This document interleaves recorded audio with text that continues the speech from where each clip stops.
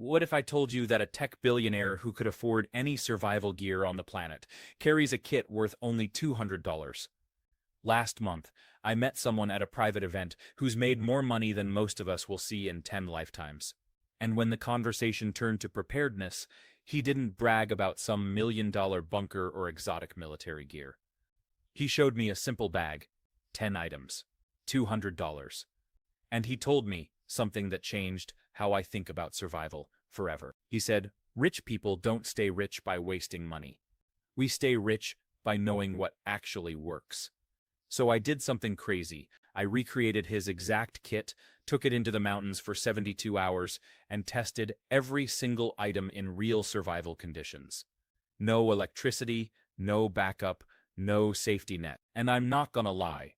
3 items shocked me. 1 item I thought was stupid turned out to be genius. And there's one thing in here that costs $4 that literally saved me on day 2. By the end of this video, you'll know exactly what's in this kit, why each item earned its spot, and how a billionaire thinks about survival differently than everyone else. Because here's the truth, most people are prepping completely wrong. They're buying too much, spending too much, and when crisis hits, half their gear will be useless dead weight. Stick around, because item number 7 is going to blow your mind. It's the cheapest thing in this kit, and it's the one item this billionaire said he'd grab first if his house was on fire. So how did I even get access to a billionaire's survival kit? A few months ago, I was invited to a private networking event. I won't name names, because this person values privacy, but let's just call him Marcus. Marcus made his fortune in tech, sold his company for an insane amount, and now spends his time investing in traveling. During a conversation about recent natural disasters, he mentioned he keeps a go bag in his car, his office, and at home. I expected him to talk about some custom-made tactical setup with laser-guided everything. Instead, he pulled out what looked like a simple dry bag from his trunk. "This is it," he said. "Everything I need to survive for at least a week if things go sideways." I looked inside.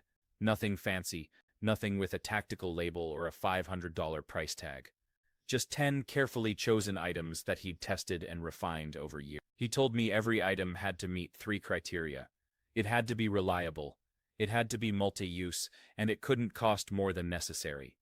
That last part surprised me. "You're a billionaire," I said. "Why not just buy the best of everything?" His answer stopped me cold. The best isn't always the most expensive.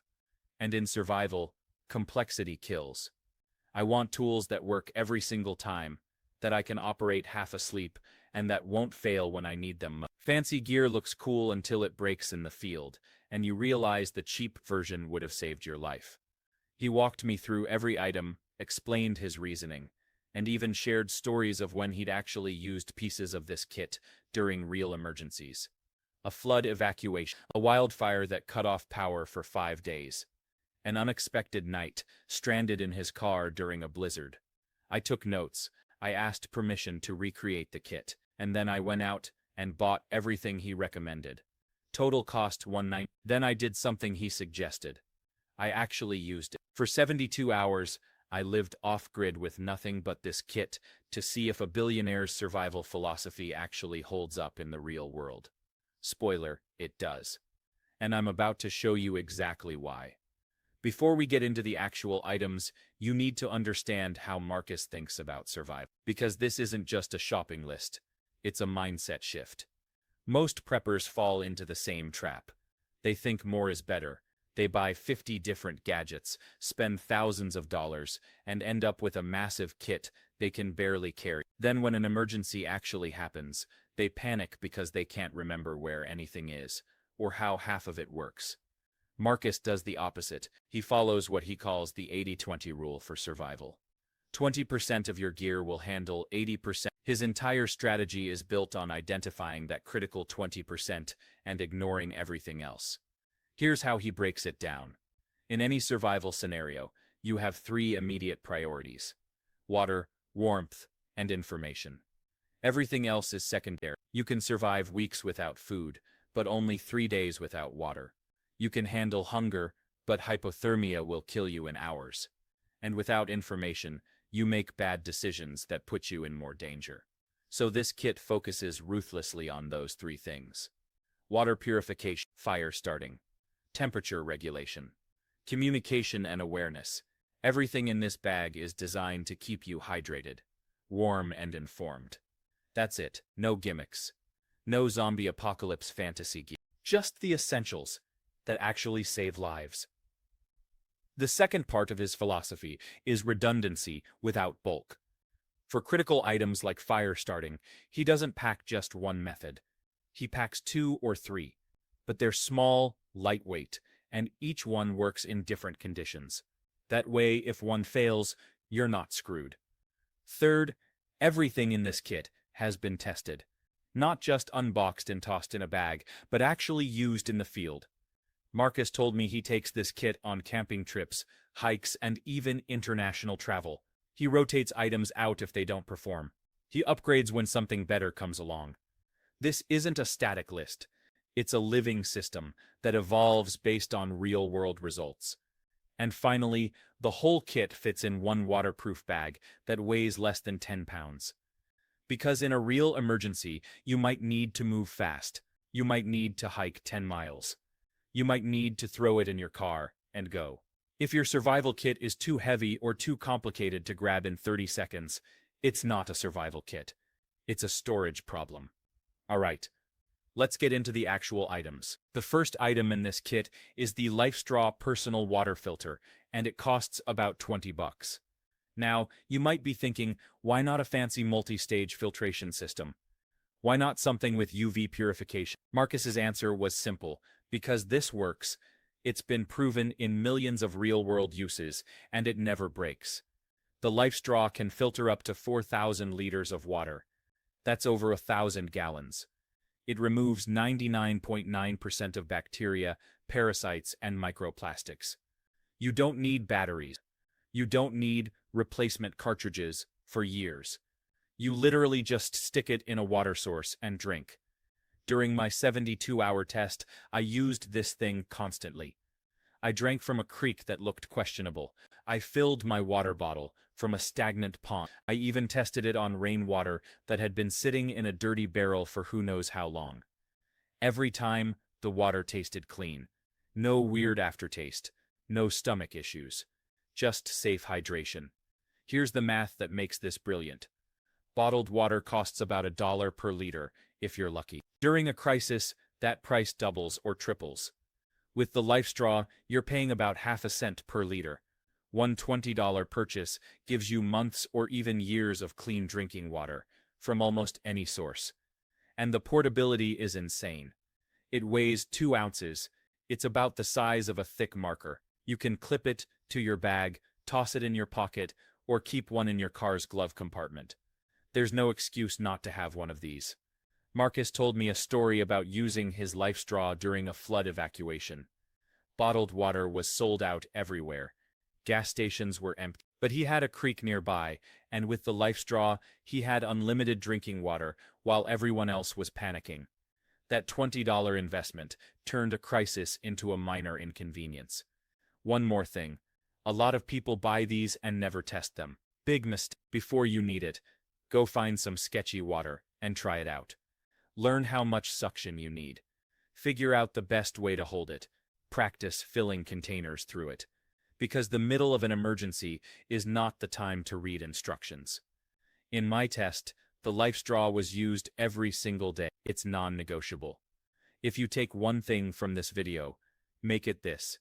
You need a reliable way to purify water, and the LifeStraw is the cheapest, simplest, most proven option out there.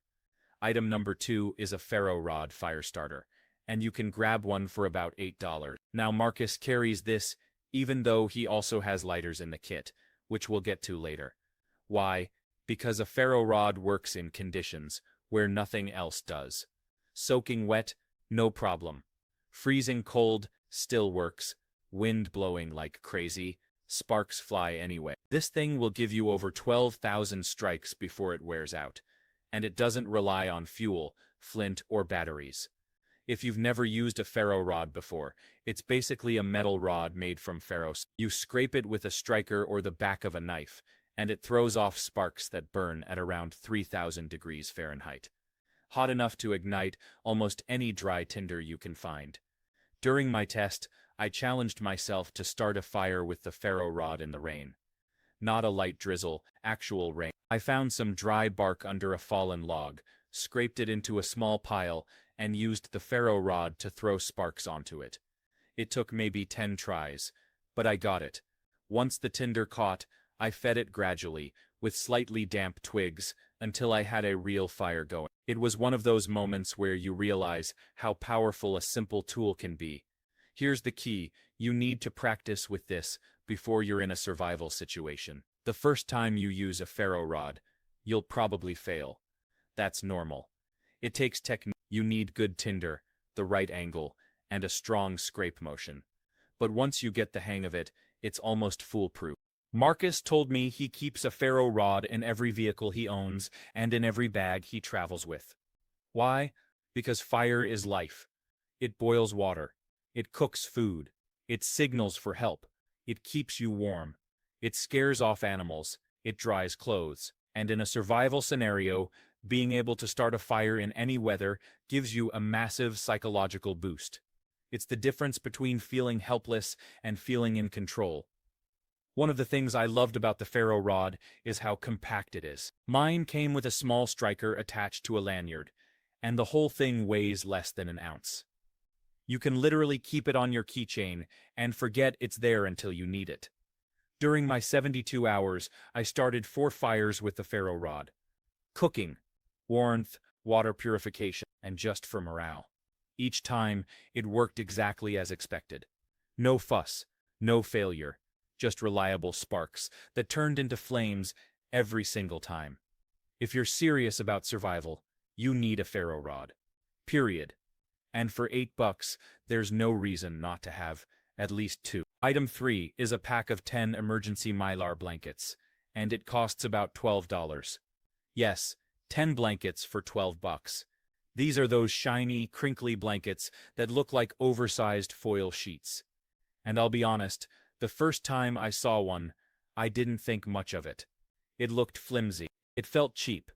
But Marcus swears by them, and after testing them myself, I completely understand why.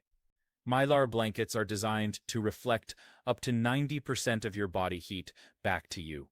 They're used by marathon runners, emergency responders, and disaster relief teams all over the world. They weigh almost nothing, fold down to the size of a deck of cards, and they can genuinely save your life in cold conditions. Here's what I did during my test. On the second night, temperatures dropped to about 40 degrees Fahrenheit. I set up a basic shelter with a tarp, laid one Mylar blanket on the ground to insulate from the cold earth, and wrapped another one around myself, like a sleeping bag. The difference was immediate. Instead of shivering all night, I stayed warm enough to actually sleep. But here's where it gets interesting. These blankets aren't just for warmth. You can use them as a rain shield, as a windbreak, as a ground cover to keep gear dry.